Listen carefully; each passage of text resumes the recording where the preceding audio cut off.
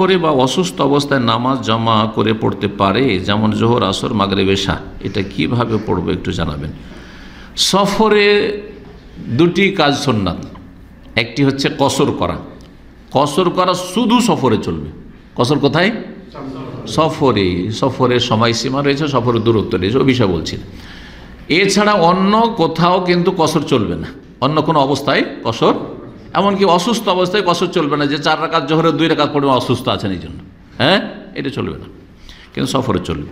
দ্বিতীয় সুন্নাত হচ্ছে সফরে 2 ওয়াক্ত জমা করা, জোহর, আসর জমা করা আর মাগরিব, এশা জমা করা সফরে। এখন অসুস্থ অবস্থায়, আচ্ছা সফরে কেন জমা করা যাবে জোহর, আসর একসাথে? 5 ওয়াক্ত 5 টাইমে পড়া জরুরি নয় কেন? যদি উত্তম, কেউ যদি পড়তে পারে উত্তম অবশ্যই, যে 5 টাইমে আপনি 5 ওয়াক্ত পড়লেন, যদিও সফরে আছেন, এখান থেকে আপনি রিয়াজ গেছেন, জেদ্দা গেছেন, মক্কা মদিনায় গিয়ে তো মানুষ জামাতে সালাত পড়ার চেষ্টা করে, সেই জন্য 5 টাইমে যাওয়ার চেষ্টা করে, তাই না? কিন্তু ধরেন এমন জায়গায় গেছেন যেখানে হোটেলে আছেন আর একসাথে পড়ে নিচ্ছেন, ক্লান্তি আছে, পড়ছেন না, জায়েজ। সফরের মশলা এটি। কেন সফর এটা যে 3 বারে 5 ওয়াক্ত পড়তে পারবেন? কষ্ট, আসল উদ্দেশ্য হচ্ছে কষ্ট হালকা করা। আচ্ছা, সফরের কষ্ট আর রোগীর কষ্ট কোনটা বেশি কষ্ট? রোগীর কষ্ট বেশি।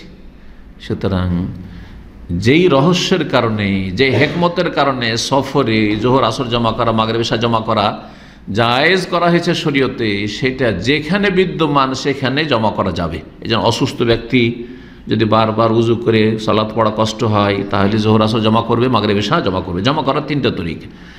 হ্যাঁ, জোহরের সময় আসর পড়ে নিল, বা আসরের সময় বিলম্ব করে জোহর পড়লো, অথবা মাঝামাঝি পড়লো, 3টেই জায়েজ।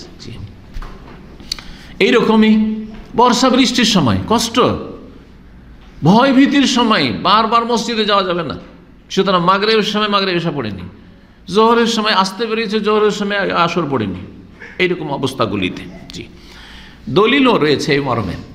রাসূলুল্লাহ সাল্লাল্লাহু আলাইহি ওয়াসাল্লাম ইস্তেহাজার রোগী মহিলাকে, ইস্তেহাজা মানে রোগের কারণে প্রচণ্ড ব্লিডিং হয়, মাসিক ঋতু তো সীমিত 4 দিন 7 দিন অধিকাংশ মহিলাদের, কারো 10 দিন 12 দিন 15 দিন হইতে পারে, কিন্তু বাকি 20 দিন 25 দিন মাস গোটা চলে যাচ্ছে, শুধু ব্লিডিং হইতে আছে, এদেরকে কি বলা হয়?